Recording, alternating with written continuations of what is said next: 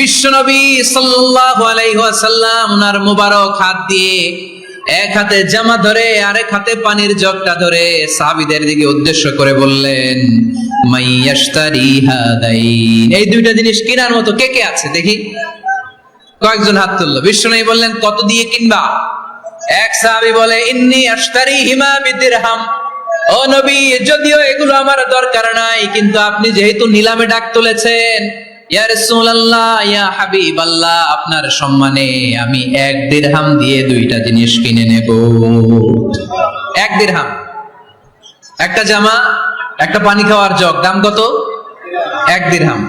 বিশ্বনবী বললেন, না না, 1 দিরহাম তো অনেক কম হয়ে যায়, মাইয়াজিদু আলা যালিক, এর চেয়ে বেশি দামে কে কিনবা?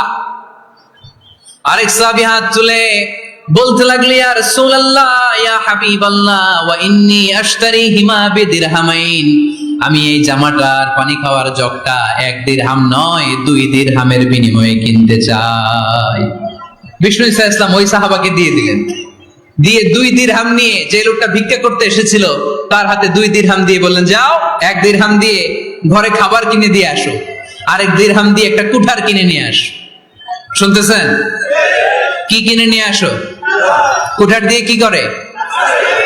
গাছ কাটে। ওই সাহাবী কুঠার কিনে নিয়ে আসার পরে বিশ্বনবী নিজ হাতে কুঠারের মধ্যে একটা কাঠের হাতল লাগাই দিলেন। আল্লাহু আকবার। হাতল ছাড়া কুঠার ইউজ করা যাবে?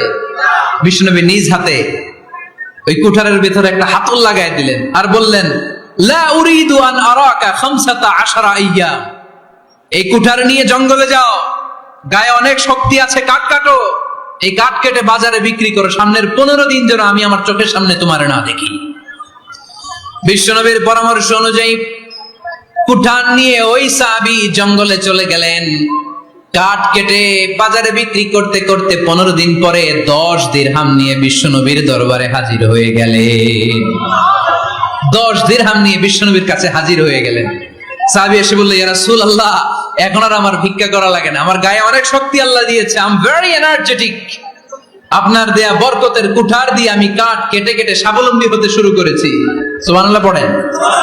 আমি এখন 10 দিরহামের মালিক। বিশ্বনবী বললেন, লা আইয়াহতাতিবা আহাদুকুম হুজমাতান আলা যাহরিহি খায়রুম মিন আইয়াসআলা শাইআন ফায়ু'তিয়াহু আও ইয়ামনাহু, যাদের গায়ে শক্তি আছে তারা ভিক্ষা না করে কাঠ কেটে পিঠে সেই বোঝা নিয়ে বাজারে বিক্রি করা অনেক ভালো। কারণ কারো কাছে যদি তুমি হাত পাতো, সে দিতেও পারে, নাও দিতে পারে, আর কষ্ট করলে কষ্ট কোনোদিন বৃথা যায় না। চিল্লায় বলেন ঠিক কিনা? বিষ্ণু ইসা ইসলামের অনুপ্রেরণায় এই সাহাবা অল্প কিছুদিনের ব্যবধানে স্বাবলম্বী হয়ে গেলেন। What is the moral of the story? বিশ্বনবীর এই প্রফেটিক স্টোরি থেকে আমাদের কি শিক্ষা? লেসন নাম্বার 1, বিশ্বনবী চাইলেই ওই 2 দিরহাম দিয়ে বলতে পারতো, যাও খাবার দাবার কিনে ফ্যামিলিতে দিয়ে আসো। সে ওই 2 দিরহাম নিয়ে খাবার দাবার কিনে ফ্যামিলিকে খাইয়ে রাত্রে আবার ভিক্ষায় নামতো। কথা কন, রাত্রে কি করতো? ভিক্ষায় নামতো। বিষ্ণু ইসা ইসলাম তাকে কাজ করে খাওয়ার জন্য উৎসাহ দিলেন। পাশাপাশি বিষ্ণু ইসা ইসলাম পার্মানেন্ট সলিউশন দিলেন। এজন্য পার্মানেন্ট সলিউশনের ব্যবস্থা করতে হবে। অনেকে আমরা যাকাত দেই, যাকাতের শাড়ি দেই, যাকাতের লুঙ্গি দেই, আছে না নাই? না, যাকাতের শাড়ি, যাকাতের লুঙ্গি বলতে কোনো কথা ইসলামে নাই। এগুলো খুব কম দামি শাড়ি, যাদেরকে এগুলো দেয়া হয় তাদেরকে অপমান করা হয়, ঠিক কিনা? আল্লাহ বলেছেন, ওয়ালাকাদ কাররামনা বানি আদম, I have dignified the status of the sons of Adam, আমি আদমের সব সন্তানদেরকে সম্মানিত করেছি। সুবহানাল্লাহ পড়েন। আপনাদের চেয়ে সম্মানিত কেউ আছে? মানুষের চেয়ে সম্মানিত গোটা বিশ্বে আর কোনো মাখলুকাত আছে? নাই। এজন্য যাকাতের শাড়ি দেয়া যাবে না, যাকাতের লুঙ্গি দেয়া যাবে না। যাকাতের শাড়ি আপনারা দেখছেন, এটারে একবার ধোয়ার পরে দ্বিতীয়বার পরা যায় না। মশারি কি পাতলা, এর চেয়েও পাতলা। এই জন্য যাকাতের শাড়ি, যাকাতের লুঙ্গি বলতে ইসলামে কোনো পরিভাষা নাই। আপনাকে স্বাবলম্বী করে দেওয়ার চেষ্টা করতে হবে। যারা বিজনেস ম্যাগনেট আছেন, তারা একসাথে হয়ে একটা স্ট্রং যাকাত ম্যানেজমেন্ট প্ল্যাটফর্ম করতে পারে, যেখান থেকে আপনারা বিভিন্ন থানায়, বিভিন্ন গ্রামে বাছাই করে করে কিছু ভাইদেরকে যাকাত দিতে পারেন স্বাবলম্বী করার উদ্দেশ্যে। যেই ফ্যামিলিকে আছে, কি নাম এটার? পল্লী উন্নয়ন ক্লাব। মাশাআল্লাহ, জাকাত ফান্ড দিয়ে বিদেশে লোক পাঠায়, এর চেয়ে সুন্দর পদ্ধতিতে জাকাত বিতরণ আর হতে পারে? যেই লোকটাকে, যেই ছেলেটাকে বিদেশে পাঠানো হয়েছে, ওই ফ্যামিলিটা আর কোনোদিন জাকাতের শাড়ি নেওয়ার জন্য লাইনে দাঁড়াবে? যেই ছেলেটাকে ওনারা অস্ট্রেলিয়ান গাভী কিনে দিছে, দুধ বিক্রি করে যেই ফ্যামিলিটা স্বাবলম্বী হতে শুরু করেছে, তারা আর কোনোদিন জাকাতের লাইনে যেয়ে দাঁড়াবে না। এজন্য জাকাত দিতে হবে স্বাবলম্বী করার জন্য। ইসলাম আমাদেরকে এটাই শিখিয়েছে, কাজ করে খেতে হবে। কাজে লজ্জা নেই, লজ্জা হচ্ছে অলসতায়। লজ্জা কিসে? আজকের আলোচনা থেকে এটা মুখস্থ করে নিতে হবে। কাজে লজ্জা নেই, ইয়াংস্টারেরা শ্রমে লজ্জা নেই, পরিশ্রমে লজ্জা নেই, লজ্জা অলসতায়। লজ্জা কিসে? আরো জোরে। নবীরা কি এমনি এমনি বসে বসে খাইছে? কঠিন পরিস্থিতিতেও নবীরা পরিশ্রম করে উপার্জন করা লেগেছে, ঠিক কিনা?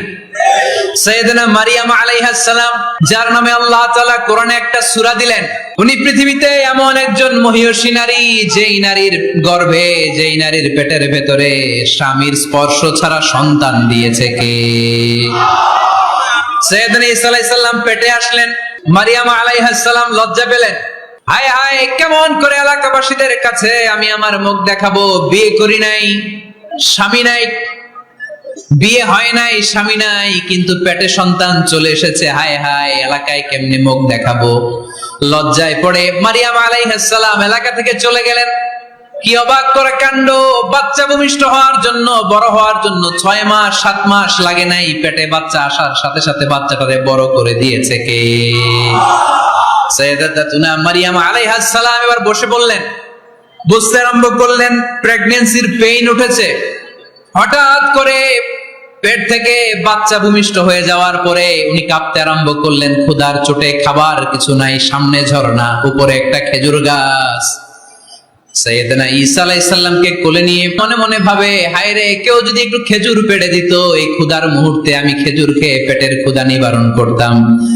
রব্বুল আলামিন মারিয়ামকে উদ্দেশ্য করে আয়াত নাজিল করে দিলেন, ওয়া হুজ্জি ইলাইকি বিজিযিন নাখলাতি তুসাকিত আলাইকি রতাবান জানিয়া। কোরআন সাক্ষী, হুজ্জি ইলাইকি বিজিযিন নাখলা, এর মানে হচ্ছে মারিয়াম, কেউ পেড়ে দিবে না, একটু কষ্ট করে হাতটা উঁচু করে খেজুরের ডালা ধরে ঝাঁকুনি মারো, টষ্ট সে কাঁচা পাকা খেজুর নিচের দিকে পড়বে, তারপর তুমি তুলে খাবে। সুবহানাল্লাহ পড়েন।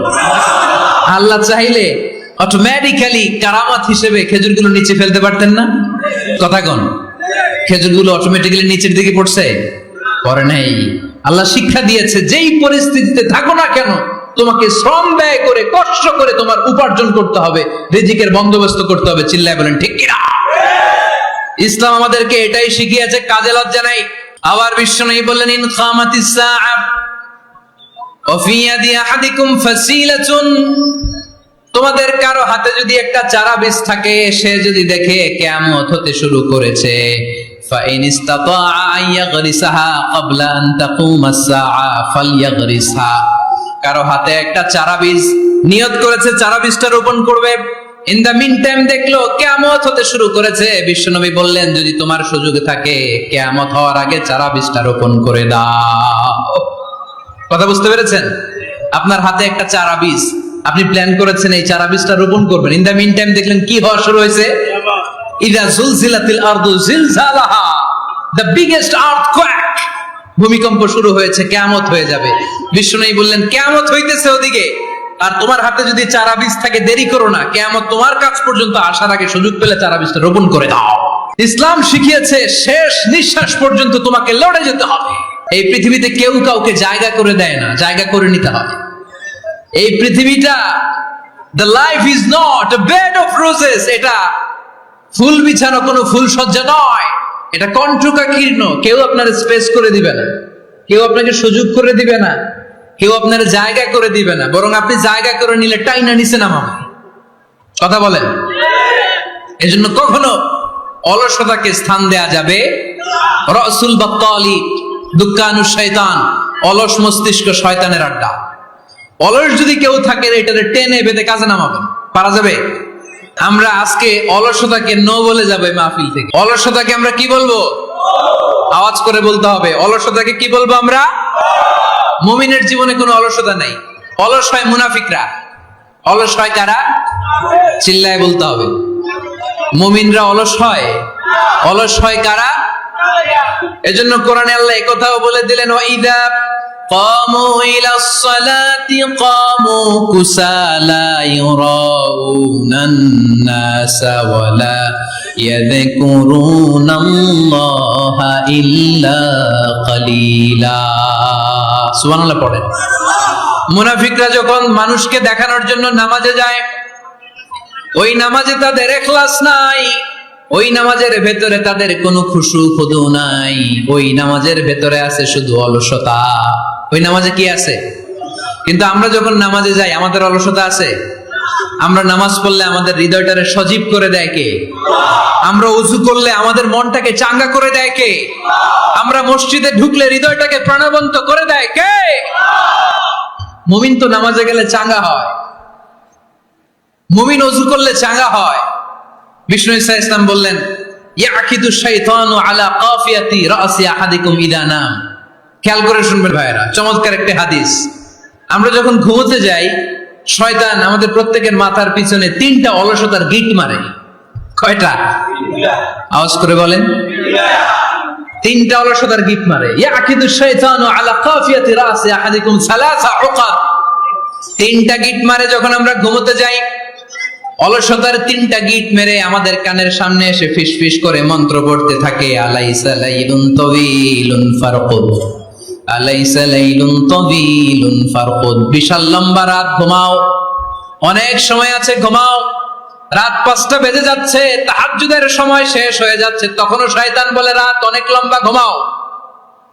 ফজরের সময় পার হয়ে যাচ্ছে, সূর্য উঠে যাচ্ছে, শয়তান বলে আলাইসা লাইলুন তাওয়িলুন ফারকুদ, এখনো অনেক সময় আছে, লম্বা লম্বা লম্বা চৌড়া রাত পড়ে আছে, তুমি ঘুমাও। বিশ্বনবী বললেন, ফাইনিস্তাইকাযা ওয়া যাকারাল্লাহ ইনহাল্লাত উকদা। আমার উম্মতের কেউ যখন ঘুম থেকে জেগে ঘুম থেকে ওঠার দোয়া পড়া শুরু করে দেয়, অলসতার প্রথম গিটটা সাথে সাথে খুলে দেয় কে? আপনি ঘুম থেকে উঠেই যখন ঘুম থেকে ওঠার দোয়া পড়বেন, আপনার অলসতার প্রথম গিট খুলে দেয় কে? ঘুম থেকে ওঠার দোয়াটা কি? আলহামদুলিল্লাহিল্লাযী আহইয়ানা বা'দা মা আমাতানা ওয়া ইলাইহিন নুশুর।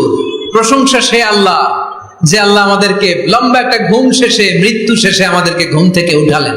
এই দোয়াটা পড়ার সাথে সাথে শয়তান যে 3টা গিট মারছে, ওই 3টার একটা খুলে দেয় কে? ফাইন তাওয়াদ্দা ইনহাল্লাত উকদা। ঘুম থেকে জেগে ঘুমের দোয়া পড়ার পরে যখন কেউ ওযু করে ফেলে, অলসতার দ্বিতীয় গিটটাও খুলে দেয় কে? ওযু করার পরে ফাইন সাল্লাত ইনহাল্লাত উকদা, নামাজের মুসল্লায় দাঁড়িয়ে যখন নামাজ শুরু করে দেয়, অলসতার 3 নাম্বার গিটটাও খুলে দেয় কে? 3টা গিট যখন খুলে দেয়, বিষ্ণু ঈসা ইসলাম বললেন, ফাসবাহা নাশীতাল কলব। নাশীত, তখন মুমিন বান্দা সজীব হয়ে ওঠে, প্রাণবন্ত হয়ে ওঠে, উচ্ছ্বসিত হয়ে ওঠে। ওয়া ইল্লা খাবিসান নাফসি কাসলান। আর যদি ঘুমিয়ে থাকে, 3টা গিট তার মাথার পেছনে শয়তানের অলসতার লেগে থাকে, তাহলে তার দিনটা শুরু হয় অলসতা দিয়ে, আর সে হয় অলসতার রাজা। চিল্লা এখন ঠিক কিনা?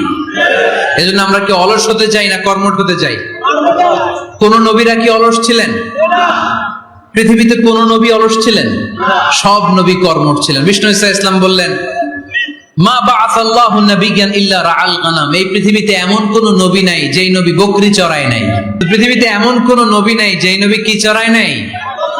ছাগল চড়ায় নাই। সাহাবারা বললেন, ইয়া রাসূলুল্লাহ আনতা কাযালিক, আপনিও ছাগল চড়াইছেন? বিষ্ণু ঈসা ইসলাম বললেন, না, আমিও ছাগল চড়িয়েছি। ওয়া ইন্নী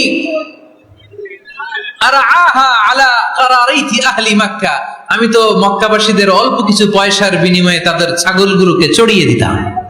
সুবহানাল্লাহ পড়বেন না? বিষ্ণু ঈসা ইসলাম ছাগল চড়াতেন। ছাগল চড়ানো সহজ কাজ না কঠিন কাজ? কেন কঠিন এটা? হ্যাঁ, টেরা খুঁটি মারে। হ্যাঁ, কি করে?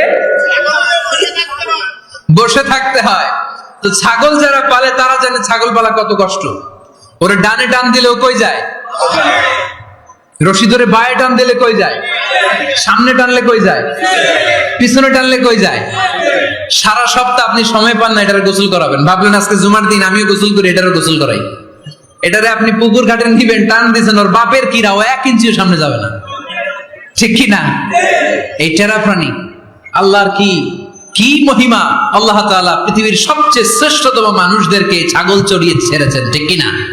মা বাআসাল্লাহু নাবিয়ান ইল্লা রাআল গানাম। এই পৃথিবীতে এমন কোন নবী ছিল না যে নবীরা ছাগল চড়ায় নাই। আল্লাহ বুঝাতে চাইলেন ছাগল চড়ানো অনেক কষ্টের কাজ, অনেক ধৈর্যের প্রয়োজন। এখন নবীরা তোমরা ছাগল চড়াও, কিছুদিন পর ছাগলের চেয়েও টেরা জাতি মানুষ চড়াইতে হবে। মানুষের মধ্যে টেরা আছে না নাই? ভালো বললে ভালোটা বুঝে না, ডানে যেতে গেলে বায়ে যায়, বায়ে যেতে বললে ডাইনে যায়, এরকম আছে না নাই? সম্মানিত ভাইয়েরা, সমস্ত আম্বিয়া আলাইহিমুস সালাম ওনারা কর্মঠ ছিলেন। সাইয়েদনা আদম আলাইহিস সালাম নিজ হাতে চারা গাছ রোপণ করে চাষাবাদের কাজ করেছেন, সুবহানাল্লাহ পড়েন। সাইয়েদনা ইব্রাহিম আলাইহিস সালাম চাষাবাদের কাজ করেছেন। সাইয়েদনা দাউদ আলাইহিস সালাম নিজ হাতে যুদ্ধের জন্য যে পোশাক পরতে হয়, যেটা পরলে গায়ের মধ্যে ছুরি মারলেও ঢুকে না, ওই শিরস্ত্রাণ বানিয়েছেন, নিজ হাতে তলোয়ার বানিয়েছেন, সুবহানাল্লাহ পড়েন। সাইয়েদনা মুসা আলাইহিস সালাম ছাগল চড়িয়েছেন। সাইয়েদনা মুসা আলাইহিস সালামের মেজাজ নরম না গরম? নবীদের মধ্যে সবচেয়ে বেশি মেজাজওয়ালা নবী ছিলেন মুসা আলাইহিস সালাম। উনিও 8 থেকে 10 বছর সাইয়েদনা শুআয়ব আলাইহিস সালামের এরিয়াতে ছাগল চড়িয়েছেন। চিল্লায় বলেন সুবহানাল্লাহ। এজন্য নবীরা যেহেতু কাজ করেছেন, কর্মঠ ছিলেন, আমরাও কর্মঠ হব, ঠিক কিনা? সাহাবারাও কর্মঠ ছিলেন, বিশ্বনবীর সাহাবারাও ব্যবসা করতেন। সাইয়েদনা আবু বকরের বিশাল ব্যবসা প্রতিষ্ঠান ছিল, সুবহানাল্লাহ পড়েন। আপনারা হজ উমরা করেছেন কে কে দেখি? করছেন? মাশাআল্লাহ। যারা করে নাই আল্লাহ তাদেরকে আল্লাহর ঘর জিয়ারতের তুমি নসিব করো, আমিন। বিশ্বনবীর মাকবারার সামনে দাঁড়িয়ে আমরা যেন সালাম পেশ করতে পারি, তুমি নসিব করো, আমিন। বাইতুল্লাহ শরীফে এবং মসজিদ নববীতে আমরা যেন সালাত আদায় করতে পারি, আল্লাহ তুমি নসিব করো, আমিন। সাইয়েদনা আবু বকর রাদিয়াল্লাহু তাআলা আনহুর ব্যবসা প্রতিষ্ঠান ছিল মক্কা কাবা ঘরের পাশেই। উনার ব্যবসা প্রতিষ্ঠানগুলো যেখানে ছিল ঠিক ওইখানে সৌদি সরকার এখন শপিং মল বানিয়ে দিয়েছে, মাতজার আবু বকর। মক্কা শহরের যেখানে বহিরাগতরা এসে ওখানে ছাগল, ওখানে ঘোড়া, উট এগুলো রাখতো, আস্তাবল রাখতো, ঘোড়া আর উট যেখানে রাখা হতো ঠিক ওই জায়গায় সৌদি সরকার ওটার পার্কিং লট বানায় দিচ্ছে। মানে যেখানে আগে সাহাবাদের ব্যবসার জায়গা, ওইখানে বর্তমানে শপিং মল। যেখানে আগের সময়কাল সাহাবারা উট আর ঘোড়া রেখে বাঁধতো, ওইখানে এখন গাড়ি ঘোড়া রাখার ব্যবস্থা করা হয়েছে। সাইয়েদনা আবু বকর অনেক বড় ব্যবসায়ী ছিলেন। ওনার নিজ টাকা দিয়ে হাবাসা থেকে আসা সাইয়েদনা বেলালকে তিনি 20,000 স্বর্ণ মুদ্রা দিয়ে উমাইয়া ইবনে খালাফের কবল থেকে তিনি মুক্ত করেছেন। সাইয়েদনা উসমান যুন্নুরাইন বড় ব্যবসায়ী ছিলেন। নিজের টাকা দিয়ে মদিনার মুসলমানেরা পানি খেতে পারে না, বিইরে রুমা নামে একটা কুয়া ছিল, এই কুয়ার মালিক ছিল ইহুদি। মুসলমানেরা পানি খেতে গেলে এসে বকা দিত, পানি খেতে দিত না। বিশ্বনবী বললেন আমার সাহাবীদের মধ্যে এমন কি কেউ নাই নিজের অর্থায়নে বীরে রোমা কিনে মুসলমানদেরকে দিয়ে দিবে? সাইয়েদনা উসমান যুন্নুরাইন বলল ইয়া রাসূলুল্লাহ আপনার খেদমতে আমি হাজির। মুহূর্তের মধ্যে সাইয়েদনা উসমান যুন্নুরাইন নিজের অর্থায়নে বীরে রোমাটা কিনে মুসলমানদের জন্য সদকা করে দিয়েছে। তো ব্যবসা না করলে, কর্মঠ না হলে, উপার্জন না হলে সদকা করা যাবে? চিল্লায় বলেন করা যাবে? সুনানে তিরমিজির বর্ণনা, বিষ্ণু ঈসা ইসলাম মক্কা থেকে যত সাহাবারা হিজরত করে মদিনায় এসেছে, মদিনাতে কোন না কোন সাহাবার সাথে বিশ্বনবী ভ্রাতৃত্বের বন্ধনে আবদ্ধ করে দিয়েছে, সুবহানাল্লাহ পড়েন। এজন্য মক্কা থেকে যারা এসেছে এদেরকে বলে মুহাজির, এদেরকে কি বলে? আর মদিনায় যারা ছিল এদেরকে বলে আনসার, এদেরকে কি বলে? আওয়াজ করে উত্তরে দিবেন। মক্কা থেকে যারা এসেছে তাদের নাম মুহাজির, আর যারা মদিনার সাহাবী তাদের নাম আনসার। মক্কা থেকে হিজরত করে যে সমস্ত সাহাবারা এসেছিল তারা ছিল মদিনার মেহমান। বিশ্বনবী এক এক মক্কার সাহাবীকে মদিনার এক এক সাহাবীর সাথে ভ্রাতৃত্বের বন্ধনে আবদ্ধ করে দিলেন। আব্দুর রহমান ইবনে আউফ রাদিয়াল্লাহু তাআলা আনহু, ওনার সাথে ভ্রাতৃত্বের বন্ধনে যে সাহাবীকে বিশ্বনবী আবদ্ধ করে দিলেন ওনার নাম হচ্ছে সাদ ইবনে রাবিয়া। কি নাম? মদিনার অনেক বড় ব্যবসায়ী। বিশ্বনবী বললেন ও আব্দুর রহমান ইবনে আউফ, সম্পদ ছেড়ে দিয়ে, পরিবার ছেড়ে দিয়ে, স্থাবর অস্থাবর সব ছেড়ে দিয়ে আল্লাহ রাসূলের ভালোবাসায় মক্কা থেকে মদিনায় এসেছো। মদিনায় তোমার চিন্তা নাই, সাদ ইবনে রবিকে আমি তোমার ভাই বানিয়ে দিলাম। সাদ ইবনে রবি তোমার আপন ভাইয়ের মতো। সাদ ইবনে রবি বলল, আব্দুর রহমান, জীবনে তোমারে কোনোদিন দেখি নাই, তোমারে আমি চিনি না, তোমার নাম শুনি নাই, কিন্তু বিশ্বনবী তো তোমার দায়িত্ব আমাকে দিয়েছে। আমার চেয়ে বড় ধনী এই মদিনার মধ্যে দ্বিতীয় কেউ নাই। আজ থেকে তুমি আমার ভাই, আজ থেকে তুমি আমার কি? আল্লাহ আমাকে যত সম্পত্তি দান করেছে তার অর্ধেক সম্পত্তি আমি তোমার নামে দিয়ে দিলাম। ও আব্দুর রহমান ইবনে আউফ, শুধু তাই নয়, রব্বুল আলামিন আমাকে দুইজন স্ত্রী দিয়েছে। কয়জন? তুমি দেখো আমার কোন স্ত্রীকে তোমার বেশি ভালো লাগে, যার নাম তুমি বলবে সাথে সাথে আমি তারে তালাক দিয়ে দিব। তার ইদ্যত পালন শেষে তুমি তাকে বিয়ে করে তোমার সাথে নিয়ে যাবা। সুবহানাল্লাহ। কারণ বিশ্বনবী তোমার দায়িত্ব আমার কাছে দিয়েছে, তুমি আমার ভাই, আমি মদিনার সবচেয়ে বড় ধনী, আমার অর্ধেক সম্পদ আমি তোমারে দিয়ে দিব। আমার দুই স্ত্রীর এক স্ত্রীকে তোমারে দিয়ে দিব। সাইয়েদনা আব্দুর রহমান ইবনে আউফ এই কথা শুনে অবাক হলেন। অবাক হয়ে উনিও এক অবাক কথা বললেন। উনি বললেন, লা হাজাতা লি ফি ইয়া আখি, ও আমার প্রাণের ভাই, তোমার কথা শুনে আমার হৃদয়টা ভরে গিয়েছে, কিন্তু তোমার সম্পদেরও দরকার আমার নাই, তোমার স্ত্রীরও দরকার আমার নাই। বারাকাল্লাহু ফি মালিক ওয়া লি আহলিক, আল্লাহ তোমার মালেও বরকত দেখ, তোমার সম্পদেও বরকত দেখ। তুমি শুধু একটু কষ্ট করবা। কি কষ্ট? দুল্লানি আলা সুক, show me the way to the market. তুমি মদিনায় কোনো মার্কেট আছে কিনা, শপিং মল আছে কিনা, ব্যবসা প্রতিষ্ঠান আছে কিনা আমারে দেখায় দাও। সুবহানাল্লাহ পড়ো। আমরা হইলে কি করতাম? একজনকে যদি বলা হয়, ভাই আপনি এখন থেকে ভাই, আমার অর্ধেক সম্পদ আপনারে দিয়ে দেব, কি করবে? পায়ের উপর পা তুলে খাবে আর বলবে, কি আনন্দ আকাশে বাতাসে। ঠিক কিনা? এরপর যদি বলি, ভাই আমার দুই বউ, যেটারে সুন্দর লাগে বলেন তালাক দিয়ে দেই, নিয়ে যান, কি বলবে? কি আনন্দ আকাশে বাতাসে। আল্লাহ রাসূলের সাহাবী আব্দুর রহমান ইবনে আউফ বললেন, লা হাজাতা লি ফি, আমার দরকার নেই। দুল্লানি আলা সুক, just show me the way to market. এখানে মার্কেট কই আছে দেখায় দাও।